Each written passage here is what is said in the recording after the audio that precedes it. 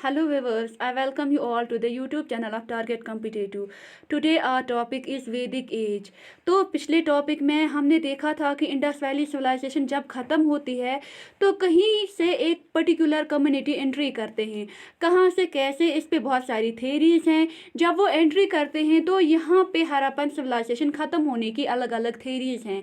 कुछ कहते हैं कि जब वो लोग यानी आर्यंस एंट्री करते हैं तो इनका कुछ कॉन्फ्लिक्ट होता है यहाँ पर, तो इसके रिलेटेड बहुत सारी अलग अलग थेरीज हैं जो हमने पढ़ी थी। चाहे अर्थक्वेक हो, चाहे फ्लड्स हो, चाहे और रीजंस हो, तो वो इंडस वैली सिविलाइजेशन ख़त्म होती है। जब ये मैनेजर सिविलाइजेशन ख़त्म होती है, manager means Indus valley civilization, तो उस टाइम नए लोगों की एंट्री होती है बाहर से। तो वो नए लोग कौन थे? वो थे आर्यंस, और उस एज को बोला जाएगा वैदिक एज। तो सिस्टम आफ्टर हड़प्पन वॉज वैदिक एज, मीन जब आर्यंस आते हैं तो उसको वैदिक एज कहा जाएगा। हड़प्पन ख़त्म हुआ, ऐसा नहीं था कि हड़प्पा से बाकी आए थे लोग वैदिक में, ऐसा नहीं था कि वो परेशान थे, वो सैड थे। जैसे हमने पिछले टॉपिक में पढ़ा था कि वो इजी अप्रोच जो हमने पढ़ा था, अगर कोई लोग परेशान होते थे तो वो इजी अप्रोच ढूंढते थे, वो खुशी की तरह भागते थे। ऐसा नहीं था। यहाँ पे ये बात आपको याद रखनी है कि ये लोग खुद ब खुद आ गए थे। ये नए लोग जो थे ये खुद ब खुद आ गए थे, नॉट फ्रॉम हड़प्पा। उनका खुद का सिस्टम बनाते हैं वो लोग। मगर एक्चुअल में अगर हम देखेंगे, ये जो नए लोग थे, आर्यंस थे, वैदिक पीरियड के जो लोग थे, उनका खुद का कोई सिस्टम नहीं था। ये कुछ ग्रुप होते हैं लोगों के इधर से उधर, ये ग्रुप जो था टहलता रहता था, मीन्स ये नोमैड्स थे। कोई प्रॉपर जगह नहीं थी इनकी, कोई प्रॉपर तरीका नहीं था। तो ये किस पे डिपेंड थे? वो सिर्फ और सिर्फ डिपेंड थे सबसिस्टेंस सिस्टम पे। ये डिपेंड करता था सबसिस्टेंस सिस्टम पे, नॉट सरप्लस। सबसिस्टेंस में हमने देखा था रोज़ का बनाएंगे, रोज़ का खाएंगे, कल का कुछ भी नहीं पता होता था इनको। तो ये हड़प्पा के टाइम पे था क्या? सरप्लस। और अगर हम देखेंगे वैदिक पीरियड में ये किस पे डिपेंड करते थे? सबसिस्टेंस सिस्टम पे। अगर हम यहाँ पे देखेंगे तो हम मैनेजर से अनमैनेजड की तरफ आने लगे थे। जो हमने प्रीवियस टॉपिक में पढ़ा था कि हिस्ट्री में देखा गया है कि हम लोग मैनेजर से अनमैनेजर की तरफ बढ़े हैं, और फिर अनमैनेजर से हम मैनेजर की तरफ बढ़े हैं। ऋग्वेदिक पीरियड में लोग क्या थे? वो नोमैडिक थे, घूमते रहते थे। ओब्वियसली वो क्या करते थे? जानवरों को लेके टहलते थे। तो इनका मेन ऑक्यूपेशन था रियरिंग ऑफ एनिमल्स। तो जानवरों को लेके ये कहीं पे जाते थे। तो इनकी परमानेंट सेटलमेंट नहीं थी, नो परमानेंट सेटलमेंट। तो अब हम यहाँ पे देखेंगे कि हम किस तरह बढ़ने लगे थे अनमैनेजर सिस्टम की तरफ, जो हमने पिछले टॉपिक में पढ़ा था कि हम हिस्ट्री में मैनेजर से अनमैनेजर की तरफ बढ़े हैं। तो अगर हम यहाँ पे देखेंगे वैदिक एज के बारे में, तो वे जो वैदिक एज है ये कब स्टार्ट होती है? ये 1500 से 600 BC तक चली है ये वैदिक एज। तो इसके बाद जो वैदिक एज जो है ये लेटर वैदिक, ये अर्ली वैदिक और लेटर वैदिक में फिर डिवाइड हो गई थी। अर्ली वैदिक को हम ऋग्वेदिक भी कहते हैं। तो ये जो लोग थे इस पीरियड के दौरान, जो वैदिक एज के पीपल थे, इनको कहा जाता था आर्यंस और इंडो आर्यंस। तो ये आर्यंस की मीनिंग क्या है? इनकी मीनिंग है सुपीरियर। ये है इनकी मीनिंग है हाई बर्थ, मीन्स ये खुद को बहुत ज़्यादा सुपीरियर समझते थे। तो ये बात यहाँ पे आपको याद रखनी है। 1900 BC में क्या हुआ था? ये जो इंडस वैली सिविलाइजेशन थी, it started declining and new people entered which were called as Aryans, और जिनको हम इंडो आर्यंस कहते हैं। तो 1900 BC में इंडस वैली सिविलाइजेशन ख़त्म होना स्टार्ट होती है। तो इसके बाद जो लोग आते हैं वो होते हैं आर्यंस। तो 1500 BC में क्या होता है? 1500 BC में ये जो इंडस वैली सिविलाइजेशन थी ये कंप्लीट डिक्लाइन होती है। तो उसके बाद एक नया फेज स्टार्ट होता है, वैदिक फेज। तो इसके रिलेटेड बहुत सारी थेरीज है। Many theories are related regarding the entry of Aryans, कि वो कहाँ से आते हैं। तो इसके रिलेटेड जो मोस्ट एक्सेप्टेड थेरी है regarding the entry of Aryans, वो है मैक्स मुलर की थ्योरी। तो हम क्यों बोलते हैं मैक्स मुलर की थ्योरी, हम क्यों एक्सेप्ट करते हैं, इसकी थ्योरी को ज़्यादातर क्यों माना जाता है? मैक्स मुलर कहता है कि ये जो आर्यंस थे ये एंट्री करते हैं साउदर्न एशिया से या सेंट्रल एशिया से। देखिए यहाँ पे ये सेंट्रल एशिया है, यहाँ पे तो ये साउदर्न एशिया है, यहाँ से एंट्री करते हैं यहाँ से, और फिर इंडिया में यहाँ पे पहुँच जाते हैं। तो इसकी ये जो थ्योरी है हम क्यों करते हैं इसको एक्सेप्ट? यहाँ पे एक चीज़ हम देखते हैं कि ये जो लैंग्वेजेस थी, हमने कुछ बेसिक सिमिलरिटीज़ देखी हैं, कुछ बेसिक सिमिलरिटीज़ मिली है इसमें, क्योंकि ये जो साउथ एशिया था या सेंट्रल एशिया था इसकी भाषा थी लैटिन और ग्रीक, और यहाँ पे इंडिया की भाषा जो थी उस वक्त वो थी संस्कृत। और इन्हीं बेसिक सिमिलरिटीज़ की बिना पे हमने ये सोचा कि कहीं ना कहीं से कोई लिंक है, कहीं ना कहीं से यही लोग हैं जो आर्यंस कहलाते हैं, इन्होंने यहीं से एंट्री की है। और कुछ कहते हैं कि ये खैबर पास जो है वो यहाँ से एंट्री करते हैं। तो एक बुक है ईरान की जो रिलीजियस बुक है जिसको जैंड अवस्था कहा जाता है, तो उसमें ये जिक्र किया गया है कि जो आर्यंस थे वो यहाँ से एंट्री करते हैं, किसकी तरफ? इंडिया की तरफ। तो अगर हम देखेंगे ये जो वैदिक पीरियड है, वैदिक फेज जो है इसको फर्दर डिवाइड किया गया है 2 फेजेस में, that is early phase and later phase. Early phase इसका डेट जो है ये 1500 से स्टार्ट होता है 1000 BC में। मैंने आपको पढ़ाया था BC में हम पीछे की तरफ जाते हैं। तो ये जो लेटर फेज है ये स्टार्ट होता है 1000 BC से 600 BC तक। तो अगर हम आर्यंस की यहाँ पे बात करेंगे तो आर्यन जो है दे केम इनटू बैचेस, पार्सल्स, ये बैचेस में आ गए थे। कब आ गए थे? 1500 BC में। तो इन्होंने एंटर किया था कहाँ से? नॉर्थ वेस्ट माउंटेन से, वैली से, और कैप्चर किया था पंजाब के प्लेन्स को। तो ये वैली से आए थे, माउंटेन से आए थे, तो इन्होंने कैप्चर किया था यहाँ पे पंजाब को। और जो ये जो यहाँ पे इस एरिया में रहते थे, इस एरिया को क्या कहा जाता था? सप्त सिंधु। ये एग्जाम्स में बहुत बार पूछा गया है, ये आप याद रखेंगे यहाँ पे। तो ये एरिया जो है इसको सप्त सिंधु कहा जाता था, जहाँ पे ये लोग रहते थे। और यहाँ पे 7 रिवर्स फ्लो करते थे, वो थे झेलम, चनाब, ब्यास, रावी, सतलुज, सिंधु एंड सरस्वती। अगर आप इसको याद रखोगे JCBR ये 7 रिवर्स हैं, झेलम, चनाब, ब्यास, रावी, सिंधु, सतलुज एंड सरस्वती। तो इस पूरे एरिया को कहा जाने लगा क्या? सप्त सिंधु। जहाँ पे अर्ली वैदिक पीरियड के लोग रहते थे उसको कहते थे सप्त सिंधु। और ये क्या करते रहते थे? डोमेस्टिकेशन ऑफ एनिमल्स इन्होंने स्टार्ट किया था। ये कैटल्स को पालते थे, और कहा जाता है कि इन्होंने कुछ बैटल्स भी फॉट किए हैं। उसके बाद क्या हुआ? धीरे धीरे इन्होंने माइग्रेशन करना शुरू किया, और ये कहाँ पे पहुँच गए थे लेटर वैदिक पीरियड में? यूपी में, बिहार में, मध्य प्रदेश में।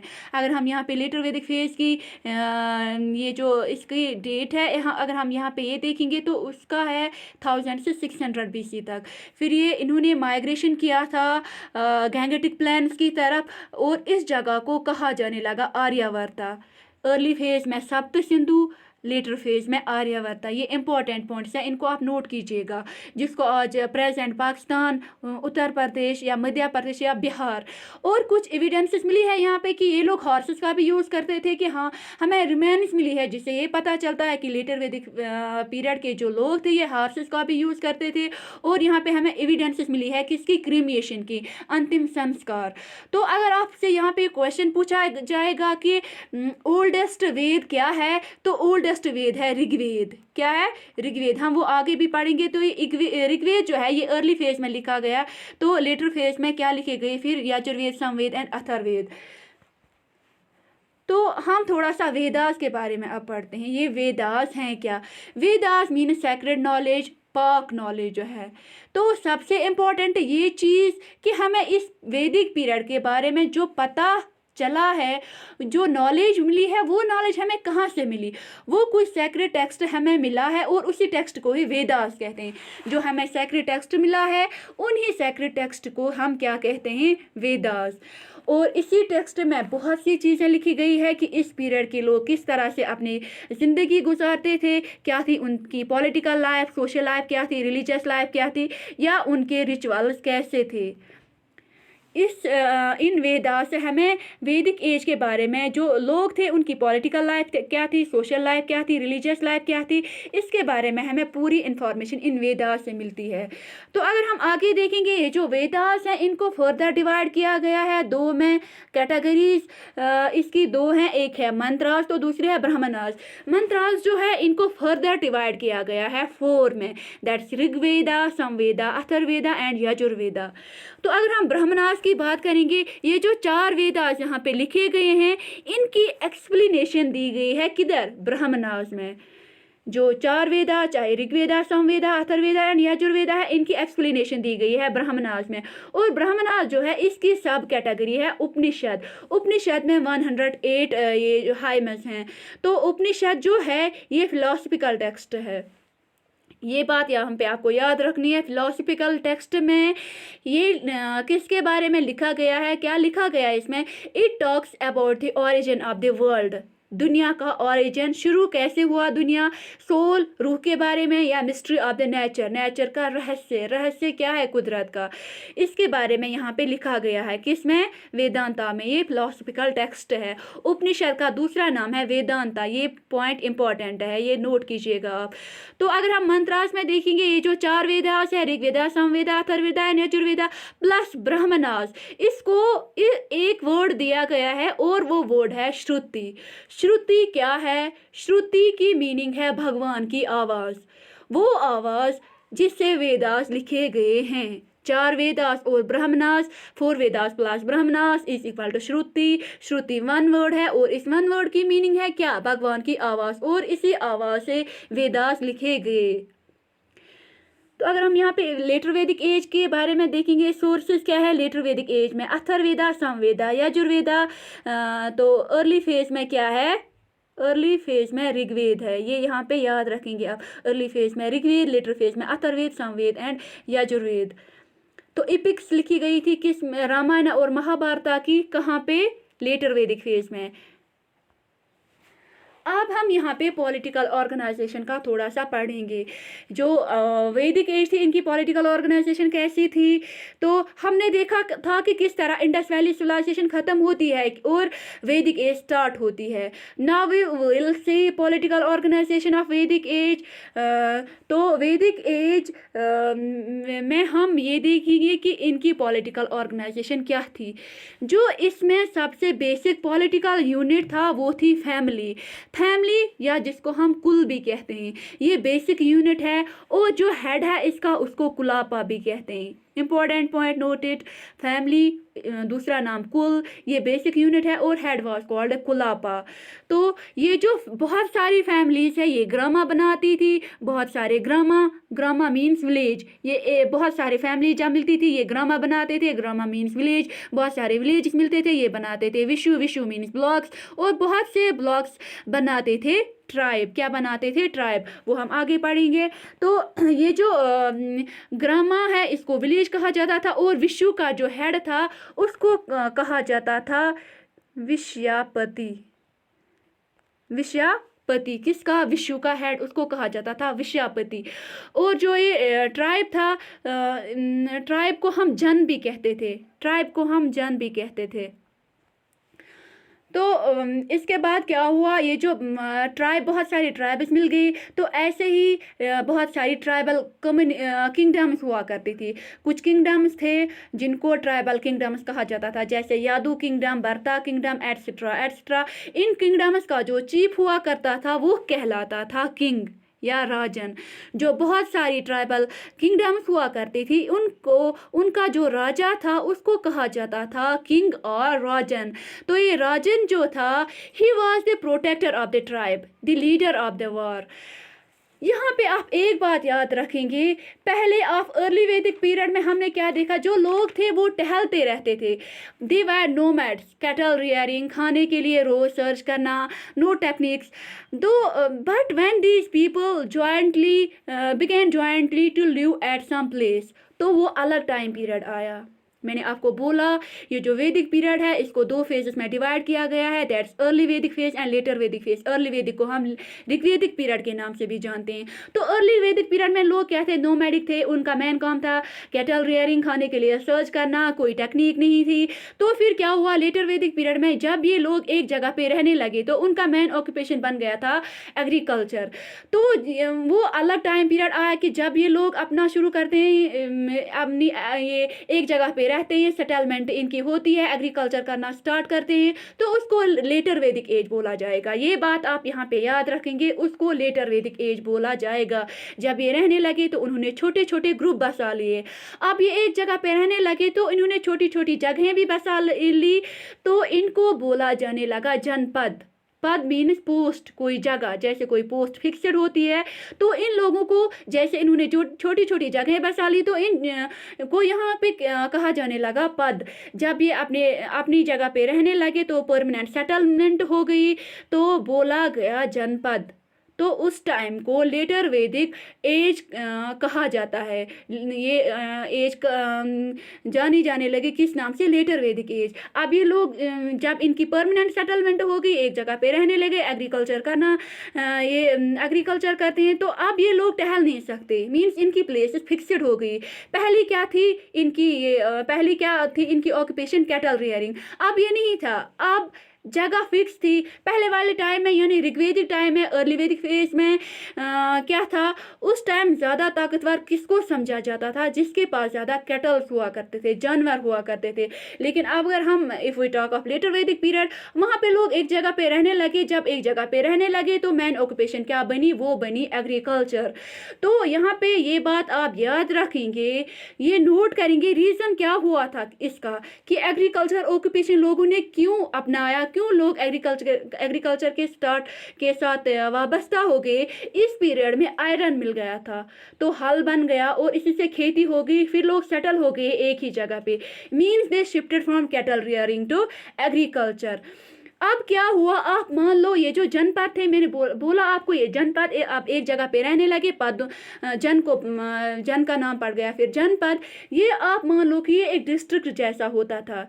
जब बहुत सारे ग्रुप्स टहलते रहते थे इधर उधर, यानी हड़प्पा के बाद इन्होंने एंट्री की थी, तो ऋग्वैदिक पीरियड में ये नोमैड्स थे और इनका ऑक्यूपेशन था कैटल रियरिंग। लेकिन लेटर वैदिक पीरियड में इन्होंने परमानेंट सेटलमेंट की और एग्रीकल्चर इनका मेन ऑक्यूपेशन बन गया। तो आप याद रखेंगे, जब वो पास वाले ग्रुप यानी जनों के पद, बहुत सारे जनों के पद इकट्ठे हुए तो वो महाजनपद बने। ये बात आप यहाँ पे याद रखेंगे, जब वो पास वाले ग्रुप यानी जन के पद इकट्ठे हुए तो वो महाजनपद कहलाए। मीन्स उस वक्त कंट्री का कोई कॉन्सेप्ट नहीं था, तो ये जो जनपद हुआ करते थे इनका एक हेड होता था, एक ऐसा बंदा जो सारे जनपद के हेड को हराएगा तो वो राजा बन जाएगा। जो भी इनका हेड हुआ करता था वो अगर कोई दूसरों को हराएगा तो वो राजा बन जाएगा। तो ये जो हेड सारे जनपद के हेड्स को कंबाइन करके हराएगा वो हेड यानी महाजनपद बन जाएगा। और ऐसा हुआ था मौर्यन डायनास्टी के टाइम पे, जब चंद्रगुप्ता मौर्य ने ऐसे ही बहुत सारे महाजनपद, ये जो जनपद थे, इनको हराया था और वो बन गया था किंग। तो अब हम यहाँ पे देखेंगे, तो यहाँ पे हम पहुँचे थे कि किंग जो था इसकी मेन वर्क क्या थी, इसका मेन काम क्या था, ये क्या करता था, ये प्रोटेक्टर ऑफ द ट्राइब था, लीडर ऑफ द वॉर था।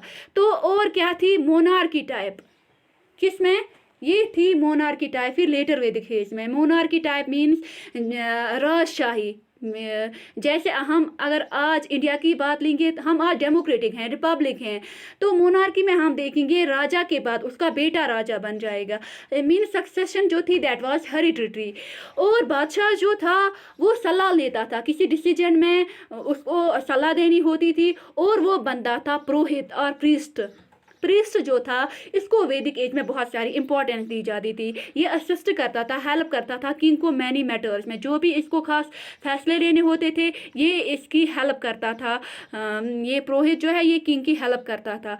और बादशाह को डिसीजन में हेल्प करने वाला बंदा था पुरोहित, राजा को सलाह दिया करता था। और इसके अलावा ट्राइबल काउंसिल्स हुआ करती थी। ट्राइबल काउंसिल जिन्हें कहते थे सभा एंड समिति। सभा में आप याद रखेंगे सभा किनकी थी, ओल्डर पीपल या एल्डर्स या नोबल पीपल की, और जो समिति थी वो थी कॉमन पीपल की। ये राजा को सलाह देते थे, राजा इन लोगों की सलाह भी लेता था। तो एक और बात है, बाली जो थी that was the voluntary taxation system. देखिए ये जो हमारी पॉलिटिकल ऑर्गेनाइजेशन थी ये किस चीज़ से और चलती थी, जो वॉर होता था। हमने देखा था कि अर्ली वैदिक पीरियड में हमने देखा था ये वॉर्स भी लड़ते थे। तो लेटर वैदिक पीरियड में इन्होंने अच्छे से वॉर लड़े थे। फिर तो ये क्या करते थे, जब ये कहीं पे जंग लड़ते थे और इन्होंने जीता था, जो वहाँ पे वॉर मनी होता था, इससे भी ये अपना राज्य चलाते, अपना किंगडम चलाते थे। और जो बाली जो था ये इंपॉर्टेंट पॉइंट है, that was the voluntary taxation system. और इनकी आर्मी कैसी थी, वो स्ट्रांग थी। देखिए यहाँ पे अगर आपसे क्वेश्चन में पूछा जाएगा कि ये जो किंग था, राजा the king was assisted by many officers but the most important officer was, राजा जो था, किंग जो था, इसको बहुत सारे असिस्ट करते थे, हेल्प करते थे, लेकिन जो खास ऑफिसर था ये वो कौन था। और आपको ये ऑप्शंस में आएगा रेवेन्यू ऑफिसर, जुडिशियल ऑफिसर, पुरोहित, तो आप टिक मारेंगे पुरोहित को। और आर्मी कैसी थी, इनकी आर्मी थी स्ट्रॉन्ग एंड एडवांस्ड। तो एक चीज़ देखी गई है इसमें वैदिक पीरियड में, ये जो वैदिक या आर्यन आर्मी जो थी ये चैरियट्स का भी यूज़ करते थे। उन चैरियट्स को कौन चलाता था, हॉर्सेस। और देखा गया है कि इनको बहुत सी सक्सेस मिली है इन चैरियट्स की वजह से। देखिए वैदिक एज बैटल्स है ये बिटवीन कम्युनिटीज, इससे ये पता चलता है कि ये बैटल्स भी फॉट करते थे। अब है सोसाइटी। हमारी जो सोसाइटी थी, सोशल लाइफ जो थी इस वैदिक एज में वो कैसी थी। सबसे खास बात है जो सोसाइटी थी that was patriarchal, means males were the dominated class. ये बात आपको याद रखनी है, पैट्रियार्कल टाइप, मेल जो थे वो डोमिनेटेड थे।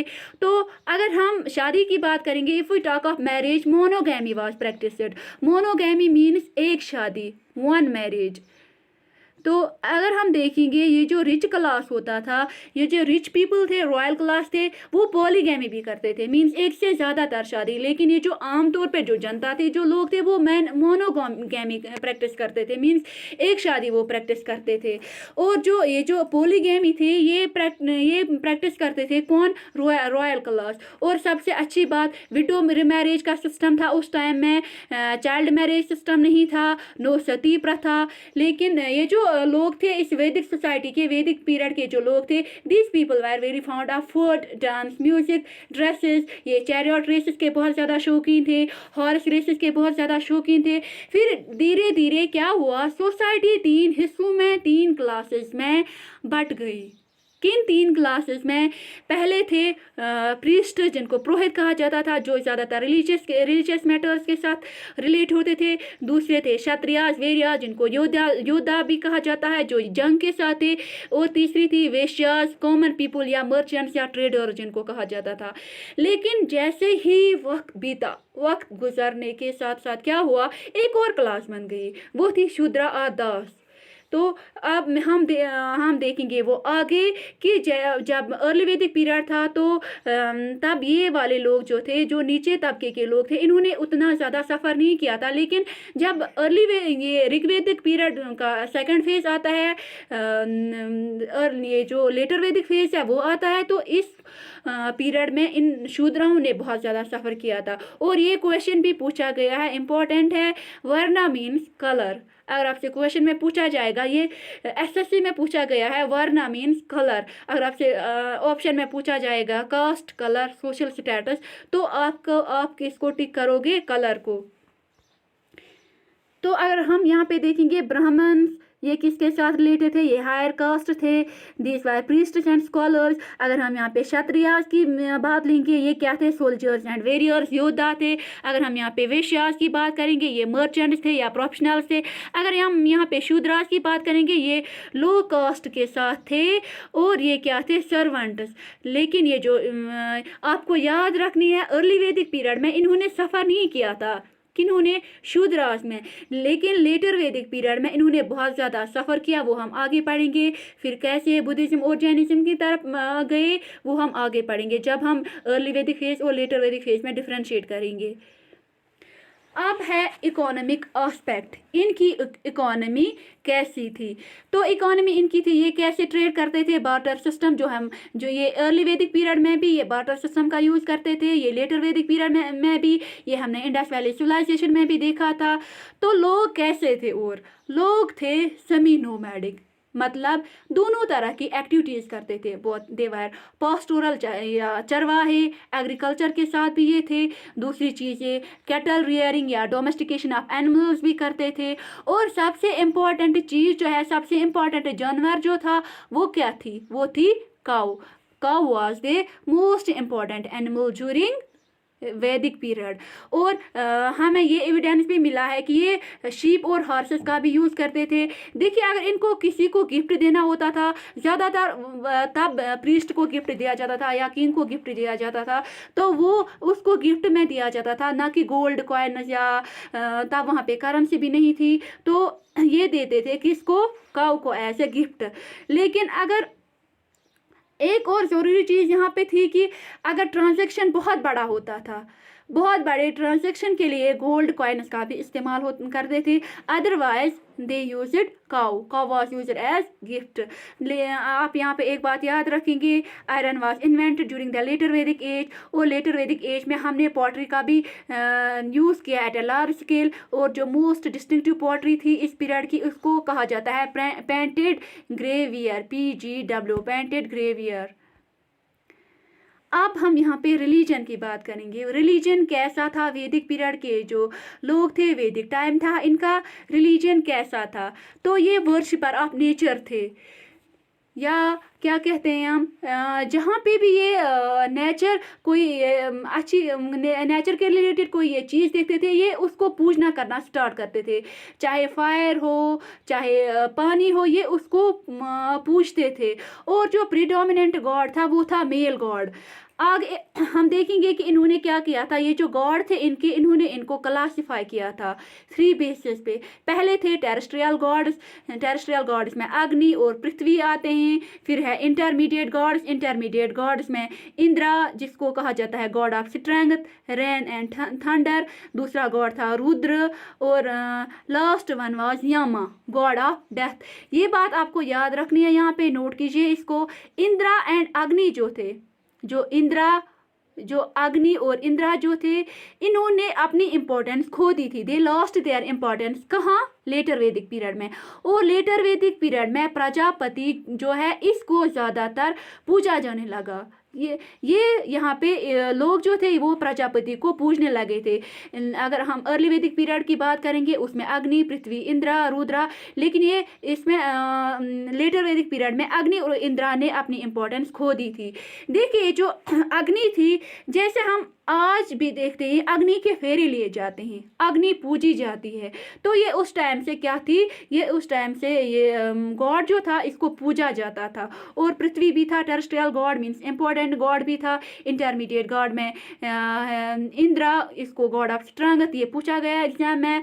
रेन है, थंडर है, और रुद्रा है। सेलेस्टियल गॉड में सूर्य आता है। और लास्ट जो है वो है गॉड ऑफ डेथ। कौन? यमा। अब हम देखेंगे अर्ली वैदिक पीरियड और लेटर वैदिक पीरियड को हम डिफ्रेंशिएट करते हैं। What's letter Vedic period and early वैदिक पीरियड। अर्ली वैदिक पीरियड जो है, ये हमने देखा, ये स्टार्ट होता है 1500 से 1000 BC। और लेटर वैदिक पीरियड जो है, ये स्टार्ट होता है 1000 से 600 BC। तो अर्ली वैदिक पीरियड में हमने देखा flexible caste system based on profession rather than birth. देखिए, यहाँ पे आप मेरी बात याद रखिए। जब अर्ली वैदिक पीरियड था, तो उस वक्त भी क्लासेस थे। शूद्रास थे, ब्राह्मणास थे, वैश्यास थे, क्षत्रियास थे। लेकिन ये फ्लेक्सिबल था, ये फ्रीली मूव कर सकते थे। क्षत्रियास मूव कर सकते थे ब्राह्मणास में, या ब्राह्मणास किसी और क्लास में मूव कर सकते थे। They were free to move from one group to another. लेकिन जो सबसे नीचे वाला तबका था, शूद्रा, इन्होंने कोई इनके साथ कोई एक्सप्लॉयटेशन नहीं होती थी, इनको डिस्क्रिमिनेट नहीं किया जाता था। तो लेकिन अगर हम लेटर वैदिक पीरियड की बात लेंगे, लेटर वैदिक पीरियड में caste system became more rigid with birth being the main criteria. देखिए यहाँ पे क्या हुआ, अब अगर कोई शूद्रा है, उसका बच्चा होता है, उसका बेटा होता है, तो वो वही काम करेगा। कोई प्रीस्ट होता है, उसके घर में बेटा होता है, वो उसी के साथ रिलीजियस मैटर्स के साथ रहेगा। कोई क्षत्रिय है, वेरियर है, तो वो उसी के साथ रहेगा। मैंने आपको बोला कि फिर जो क्षत्रियास थे, वेरियर्स थे, या जो शूद्रास थे, इन्होंने ही फिर मूव किया कहाँ की तरफ, जैनिज्म एंड बुद्धिज्म की तरफ।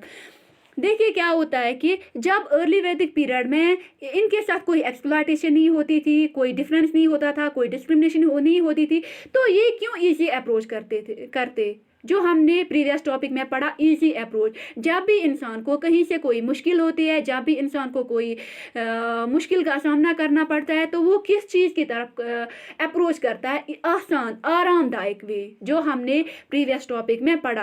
अर्ली वैदिक पीरियड में ऐसा कुछ भी नहीं था, लेकिन लेटर वैदिक पीरियड में जब इनका जीना हराम हो गया था, इनको वो काम करने पड़ते थे जो बहुत ही गंदे तरीन काम थे। या अगर हम क्षत्रियास की बात करेंगे, इनका भी जीना हराम हो गया था, वॉर्स लड़ना एटसेट्रा एटसेट्रा। तो इन्होंने क्या किया, ये जो क्षत्रियास थे, इन्होंने मूव किया किसकी तरफ, इन्होंने मूव किया बुद्धिज्म एंड जैनिज्म की तरफ। फिर उन्होंने ही कास्ट, ये जो शूद्रास थे, इनको इनवाइट किया कि आप इस रिलीजन में आ जाओ, आप बुद्धिज्म और जैनिज्म की तरफ आ जाओ, वहाँ पे आपको फ्रीडम है, आप जो भी करोगे, आप जैसे रहना पसंद करोगे, जैसा पहनना पसंद करोगे, जैसा रिलीजन आप एक्सेप्ट करोगे, आप उस तरह से जी सकते हो जैसे आपका मन चाहेगा।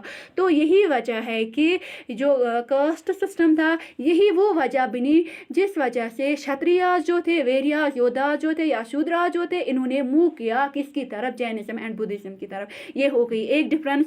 दूसरी डिफरेंस है नो कंसेप्ट ऑफ शूद्रा और अनटचेबल्स। जो मैंने अभी बोला, अर्ली वैदिक पीरियड में कोई कंसेप्ट नहीं था शूद्रा या अनटचेबल का, लेटर वैदिक पीरियड में ये कंसेप्ट देखा गया, इसी वजह से लोगों ने मूव किया।